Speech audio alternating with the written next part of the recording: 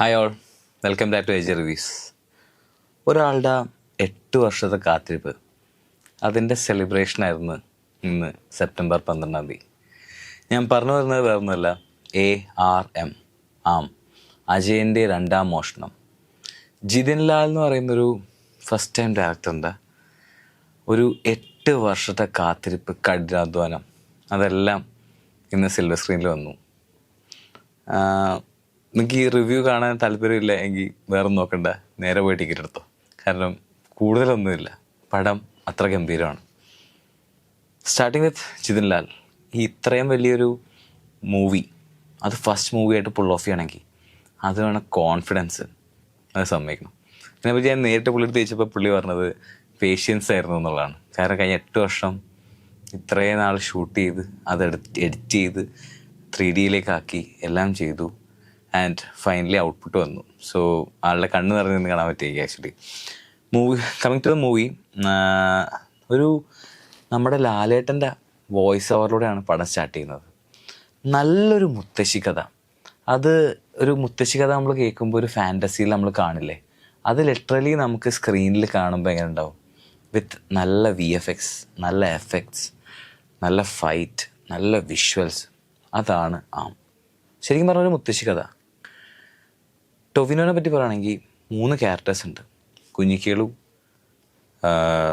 അജയൻ, പിന്നെ മെയിനായിട്ടുള്ള ഒരു ക്യാരക്ടർ ഉണ്ട്, കള്ളൻ. പേര് കിട്ടുന്നില്ല ഇവിടെ നിന്ന്. സോ ഈ 3 ക്യാരക്ടേഴ്സും ടോട്ടലി ഡിഫറെൻ്റ് ആണ്. ഈ 3 ക്യാരക്ടർ ചെയ്ത രീതിയും ലൈക്ക് ഒരാളുടെ ഒരു മാനറിസോ ഒന്നും ഇതിനകത്തുണ്ടായിരുന്നില്ല. ആസ് എൻ ആക്ടർ ടൊവിനോയുടെ കരിയർ ബെസ്റ്റ് ആയിരിക്കും ഇത്. എടുത്തു പറയേണ്ടത് ഇതിനകത്തൊരു ക്യാരക്ടറാണ് അജയൻ. നമ്മൾ കണ്ടു പറഞ്ഞ ടൊവിനോനെ കാണാൻ പറ്റും. മറ്റത് ഇത് പക്ഷെ അതൊരു കള്ളൻ്റെ ക്യാരക്ടറുണ്ട്. പുള്ളി ഈ ഒരു എന്താ പറയുക, ടൊവിനോ, നമ്മൾ ഇതുവരെ കാണാത്തൊരു ടൊവിനോ, അല്ലെങ്കിൽ ടൊവിനോയുടെ ദ കരിയർ ബെസ്റ്റ് പെർഫോമൻസ് എന്ന് നമുക്കിവിടെ പറയാം. കാരണം ആ ഒരു ക്യാരക്ടറിന് വേണ്ടി പുള്ളി എടുത്തേക്കുന്ന എഫേർട്ട് ലിറ്ററലി നമുക്ക് സ്ക്രീനിൽ കാണാൻ പറ്റും. ഫൈറ്റ്സ് ആയാലും, മേക്കപ്പ് ആയാലും, കോസ്റ്റ്യൂം ആയാലും, മാനറിസ് ആയാലും, ഉപയോഗിച്ച സ്ലാങ്, എല്ലാം കൊണ്ടും ലൈക്ക് തിയേറ്ററിൽ കാണാൻ പറ്റിയ മൂവിയാണ്. എനിക്ക് ആക്ച്വലി അകപ്പാടുള്ളൊരു വിഷമം എനിക്ക് 2D കാണാൻ പറ്റുള്ളൂ. കാരണം രാവിലെ ഫസ്റ്റ് ഡേ ഫസ്റ്റ് ഷോ വന്നപ്പോൾ എന്തോ കണ്ടന്റ് ഇഷ്യൂ കാരണം 2D മാത്രമേ ഇറങ്ങിയിട്ടുണ്ടായിരുന്നുള്ളൂ. ബട്ട് ഞാൻ സജസ്റ്റ് ചെയ്യുകയാണ്, നിങ്ങളിത് എന്തായാലും തിയേറ്ററിൽ പോയി കാണണം.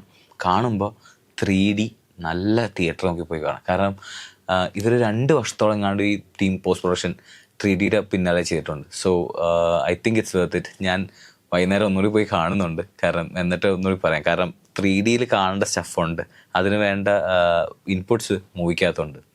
Coming back to the movie, 3 കാലഘട്ടത്തിൻ്റെ കഥ പറയുന്ന കഥയാണ്. പഴയ കാലഘട്ടം കാണിക്കുമ്പോഴായാലും, ഫാൻറ്റസീസ് കാണിക്കുമ്പോഴായാലും, ഈ നമ്മൾ ഈ പറഞ്ഞ സംഭവം സ്ക്രീനിലേക്ക് വരുമ്പോൾ നമുക്ക് കണക്ഷൻ കിട്ടാതെ പോയാൽ, അല്ലെങ്കിൽ ഒരു ഇമോഷണൽ ടച്ച് പോയാൽ അത് മിസ്സാവും. പക്ഷേ ആ ഇമോഷണൽ ടച്ച് മെയിൻറ്റെയിൻ ചെയ്ത് അതുപോലെ തന്നെ നല്ല ആക്ഷൻസും എന്താ പറയുക, ഗൂസ് ബംസ് തരുന്ന സീൻസും എല്ലാം ഉണ്ട്. ടൊവിനോയുടെ പെർഫോമൻസ് ഞാൻ ഓൾറെഡി പറഞ്ഞു. ബാക്കി എല്ലാം കൊണ്ടും ഒരു എന്താ പറയുക, ഓണത്തിന് ഫാമിലി, ഫ്രണ്ട്സ്, പിള്ളേർ, അച്ഛന്മാർ എല്ലാവരായിട്ട് വന്ന് ഒരുമിച്ചിരുന്ന് എൻജോയ് ചെയ്ത് കാണാൻ പറ്റിയൊരു മൂവിയാണ്.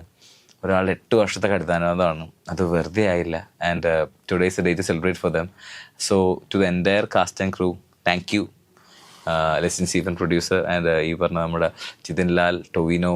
എനിക്ക് തോന്നുന്നു whole credit goes to Jithin Lal and Tovino. കാരണം അവരുടെ എഫേർട്സിന് പടം വർത്തിട്ടാണ്.